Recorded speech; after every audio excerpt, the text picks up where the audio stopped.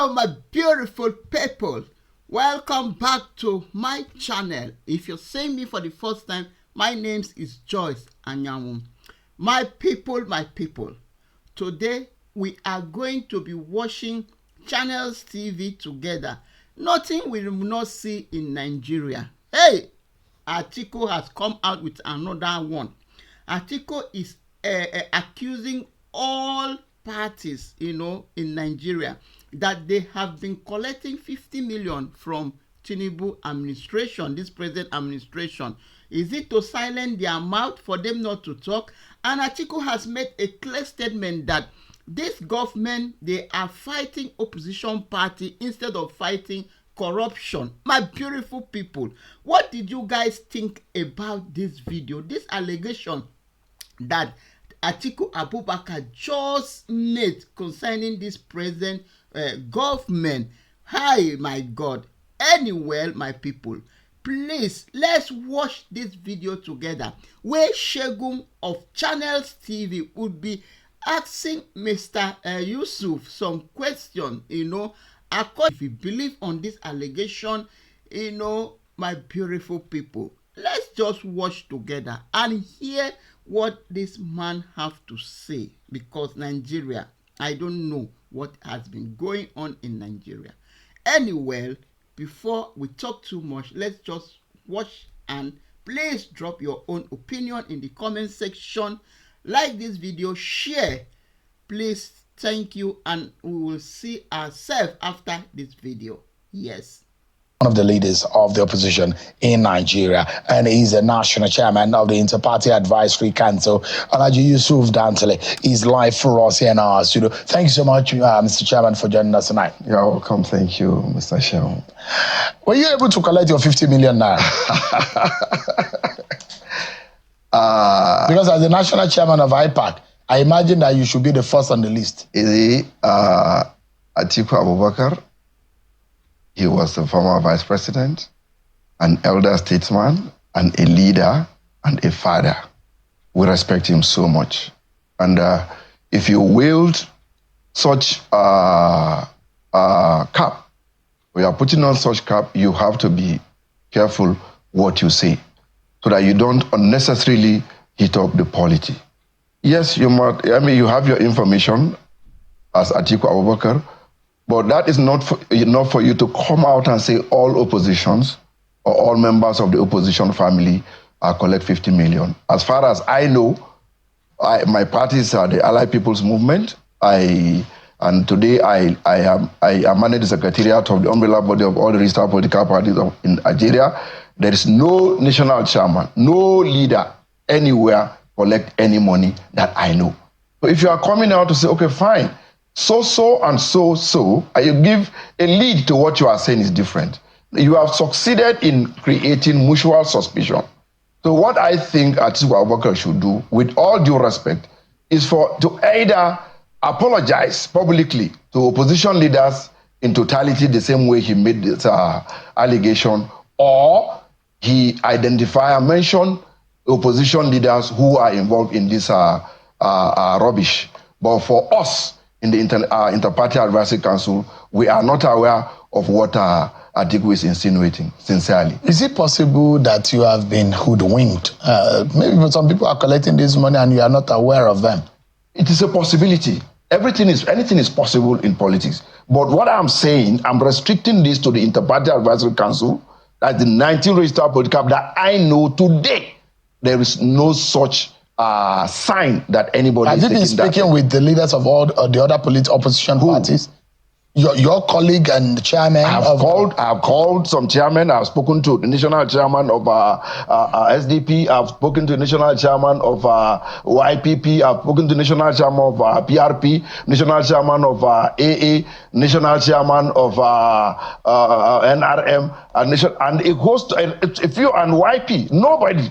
Everybody seemed to be angry. It came to a point when I was not talking that as if I am involved in I know some of these things and I'm not ready to talk. It is embarrassing. And sincerely, we need apology from the vice president, or come out to identify, mention who are people involved. It wasn't mincing words. And I like Nigerians to get this right. Atiku Abubakar was not mincing words, and he was not dwelling or stating that he heard from someone. This was not a case of hearsay. He was very direct and very succinct in his statement. And this is what he said, and I'd like to show our viewers once again. And quoting what Atiku Abubakar said on the day at that Democratic Development Conference, where he said, quote, "I want to say it here publicly. I met with our political party leadership in the present opposition, and they told me flatly that this government gives them 50 million naira each. If we are not careful, we are talking to some of you here, but you are recipients of the 50 million naira from the APC government. Do we really want to fight for democracy?" Those are some of some of the words that Atiku Abubakar said on the day. Thank you.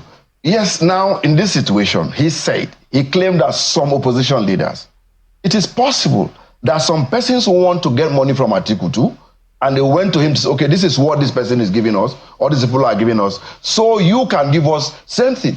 But it will be fair to all of us in the opposition family that you mention or identify the people who are involved in this, because I don't know who is giving such money, and I don't know who is collecting it. I'm saying this between me and God. Because the question here is that Nigerians are getting disappointed that those of you who are supposed to be in the opposition fight and put the feet of the ruling party to fire. Some of you have been carried away by bribery. We are saying the same thing.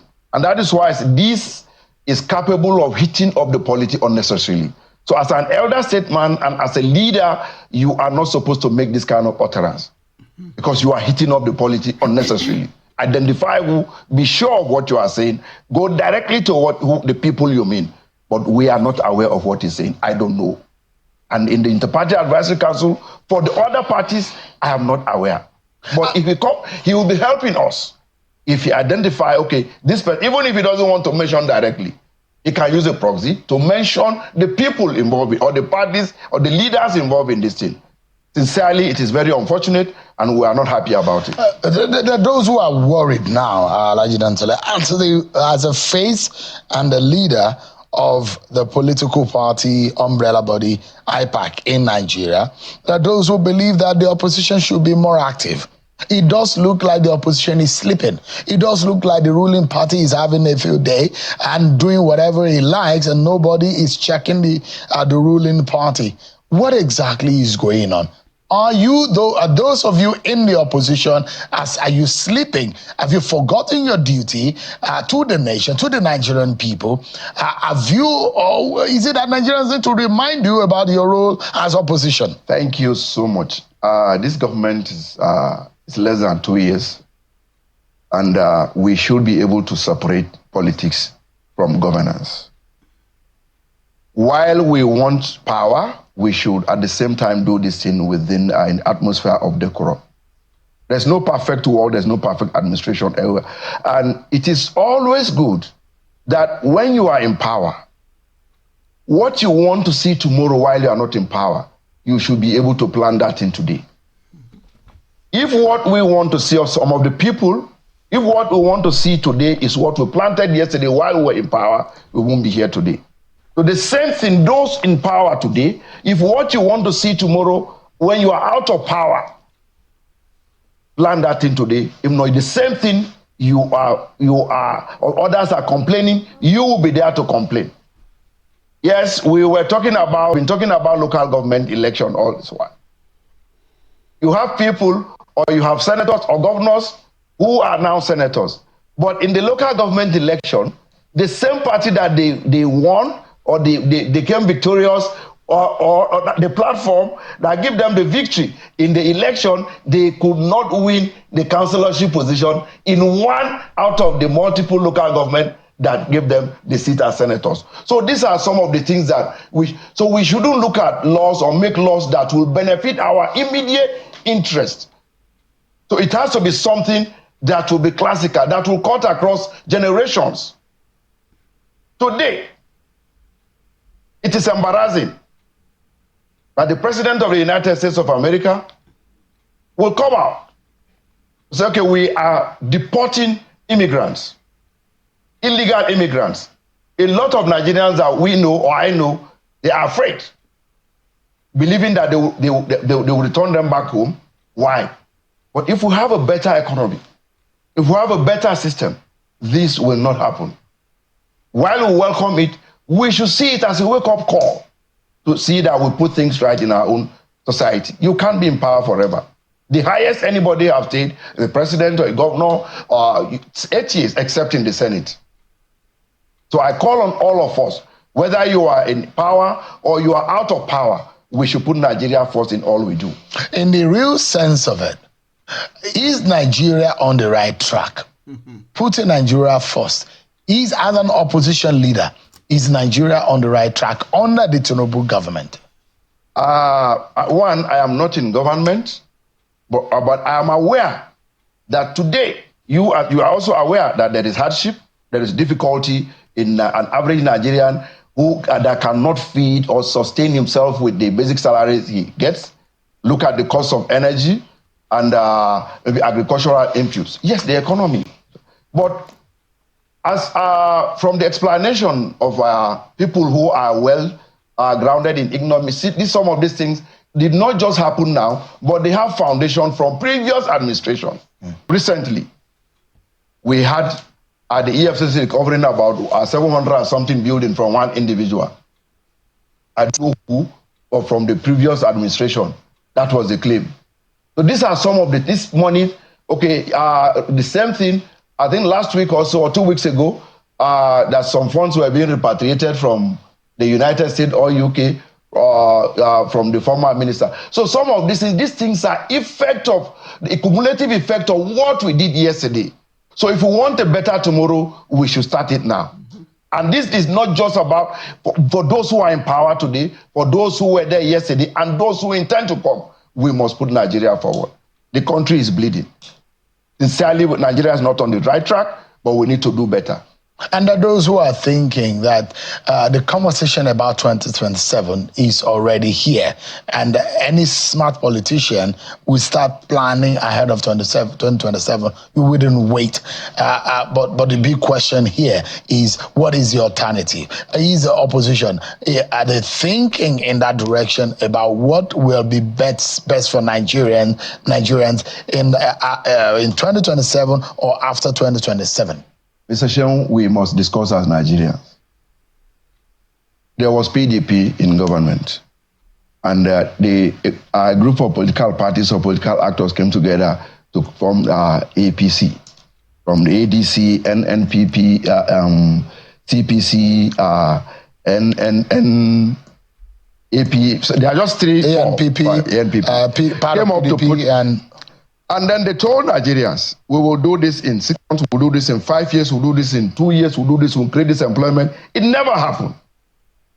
So the same thing, the people who are in opposition, who are clamoring to take power today, were the people in power yesterday. So we can't continue to do one same thing and expect different results. But the question we have to be sincere. Yeah, If the people who are in power today are not doing it, doesn't look. And you said that Nigerians are suffering. Yeah, people are impoverished. I didn't say you are aware. Yeah, I mean, you attest to the fact that Nigerians are. Yes. The question is that what are you doing as opposition to put the feet of the ruling party to fire, about what is going on in the country? In the words of Chief Obafemi Awolowo, he said, problems are like plants, they have roots. If you must solve a problem, you have to address the problem from the root. Most times what we do in this country is to address symptoms of problems. Okay, for instance, the government will embark on giving out foods, giving out money to people. No. For me, I think it is better to let the people be able to do what they can on their own. And how do you empower the people? You have to address the level of illiteracy in Nigeria today. Education have to be accessible. We have to begin to look at infrastructure, electricity or energy. If energy is not accessible to people, it will be difficult to industrialize. Yes, our leaders will go, or people in power will go out of the country to canvass for investment in Nigeria. No investor will come to invest in a society where the enabling environment for investment is not conducive. Who will come to invest? I'm sorry. This thing is it is the entire sector. We have to look at the judiciary. We have to look at the power sector, everything. Because if you don't respect your own laws, the man who wants to come and operate using your own laws will be afraid. Because if you make your laws and break your laws and do what you want, I won't trust you to work within your own laws. So if you cannot provide energy and the cost of energy, how do I industrialize? Let me ask you, it's almost 2 years of this administration. Let's assume this administration is going to be doing another exam in 2 years, but we are almost entering into the midterm of this administration. Within this 1 year plus, on almost 2 years, how would you judge, or how would you grade this government?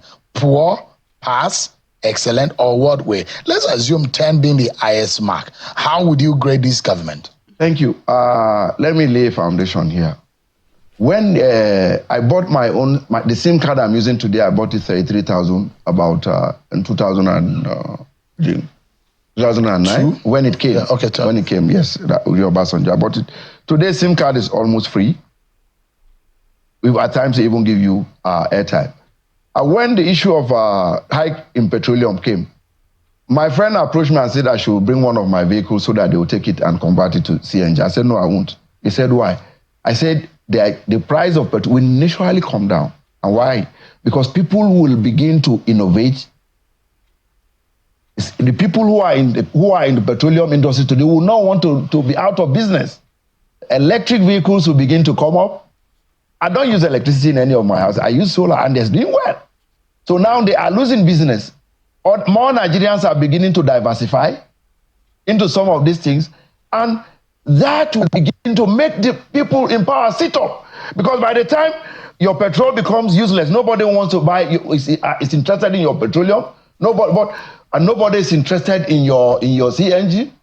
People are beginning to improvise. You see the level of the number of electric vehicles coming to Nigeria this year is far higher than what we had 10 years ago. We don't even know anything about it. So now I believe the Nigerians that I know, or that we know, Nigerians will not allow themselves to go down. We will improvise. But how do you grade them? 1 0 being the lowest, 10 being the highest. The thing is, I'm not in government, but it is fair if I'm in government, because before now, Sanusi was the CBN governor. While he was, and that was like 15 years ago, and he said, with the volume of money stolen and the absence of accountability in our economy or in the petroleum sector, Nigerians, the next administration it is the next administration, and in the next administration that Nigerians will know what is poverty. The same thing Okonjo-Iweala said.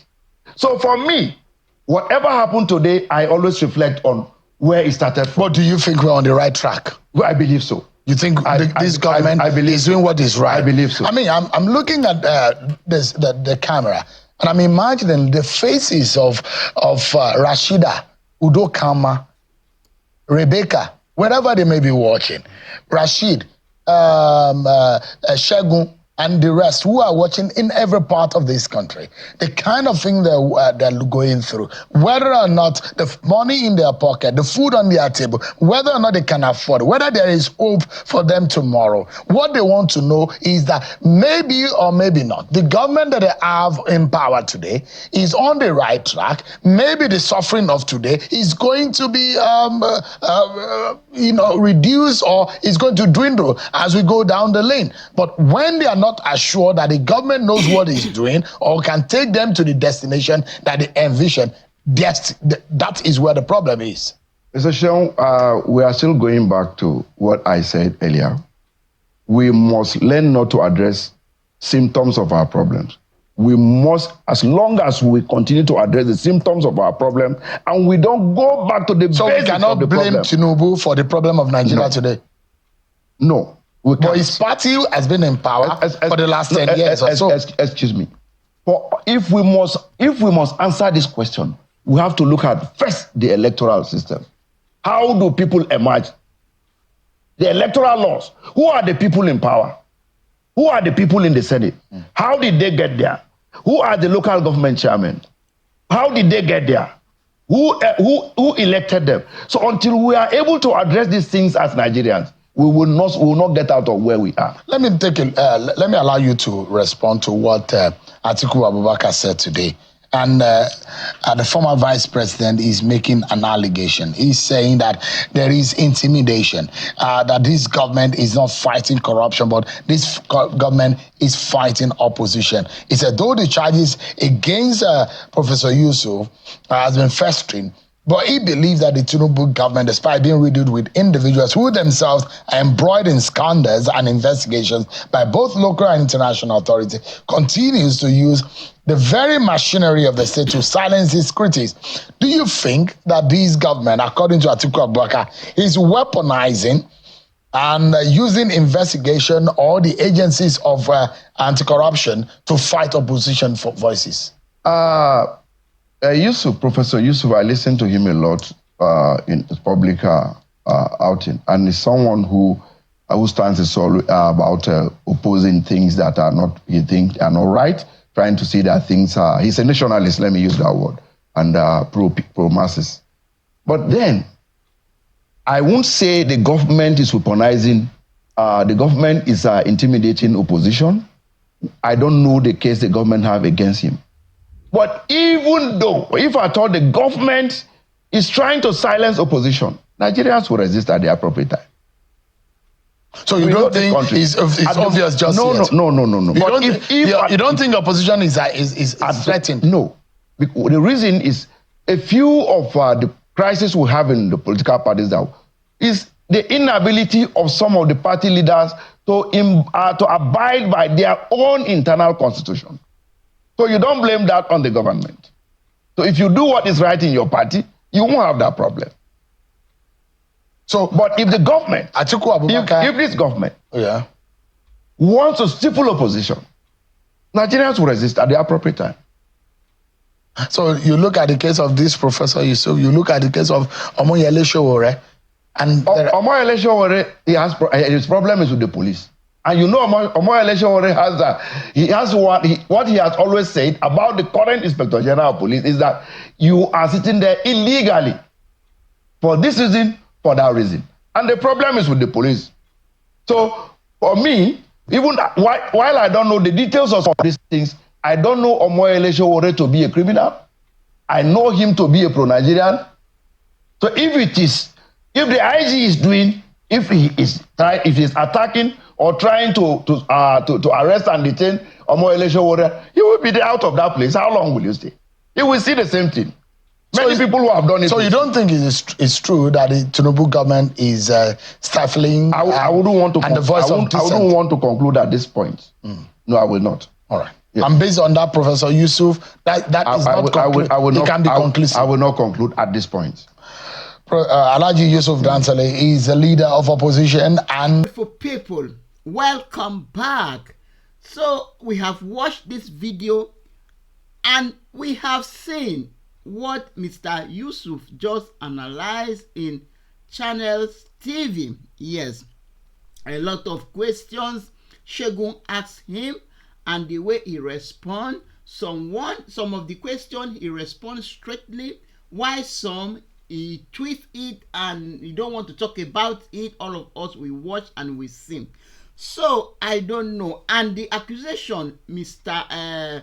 ATIKU Abubakar accused this administration, which is AccúseTINUBU, the party, or that they have been paying the other parties, 50 million. So the 50 million that the Tinubu has been paying them, I don't know. Is it to silence them, not to come out to talk about Tinubu? Is it to silence them, not to talk about the corruption in the country? Is it to silence them? But I don't really know why they have to be collecting 50 million so that they, I don't know. Yeah.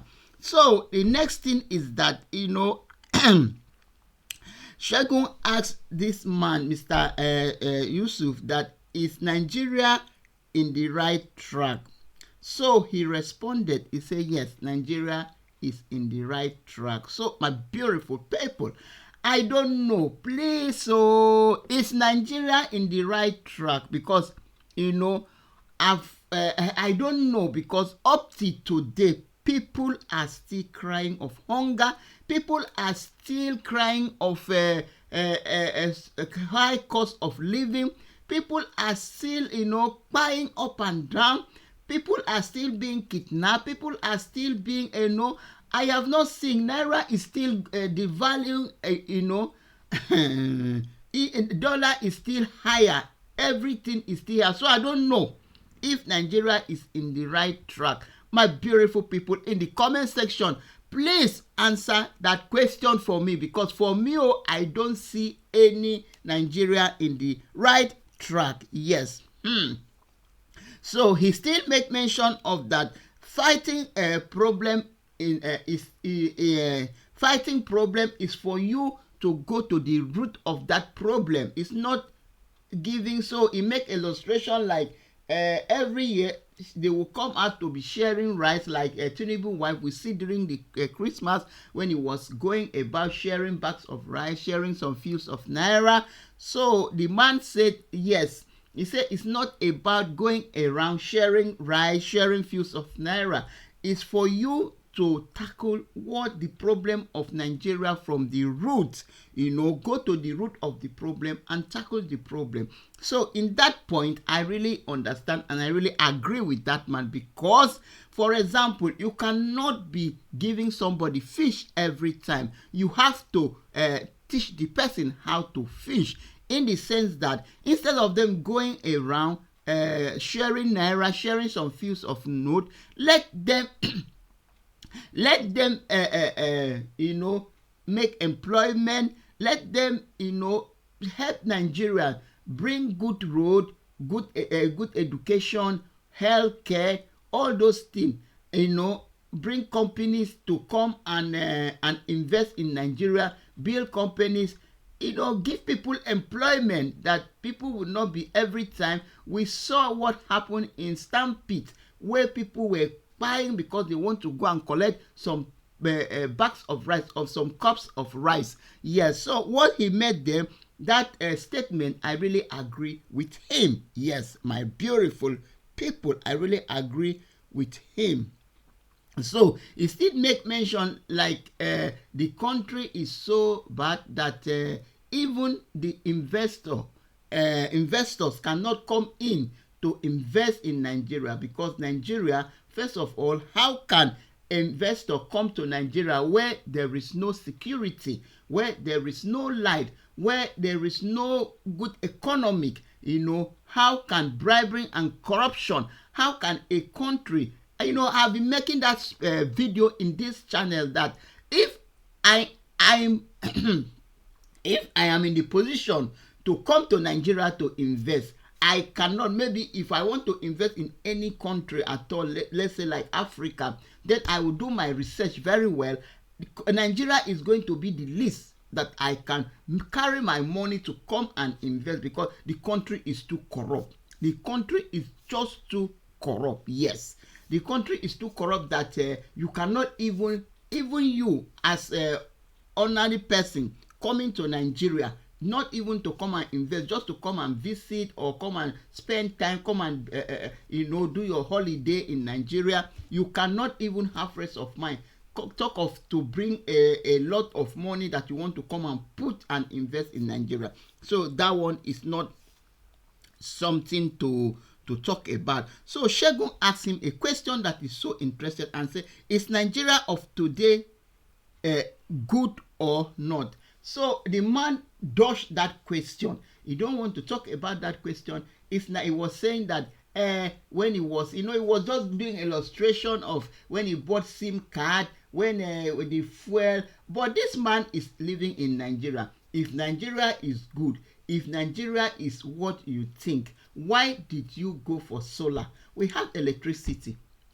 We have electricity. The only time people go for solar is when you want to, company, or maybe the tariff is so expensive or maybe you have company, you just want a little bit low of electricity, you don't want to pay so much, that's why you go for solar. But in Nigeria it's the other way around, because of there is no light. That is why you see people go for solar in Nigeria. If at all Nigeria is so good the way this man said, the way this man talk about it right now, if he himself, he will not be going for solar, because we will be having 24/7 electricity in Nigeria. Nobody will go for generator, nobody will go for solar.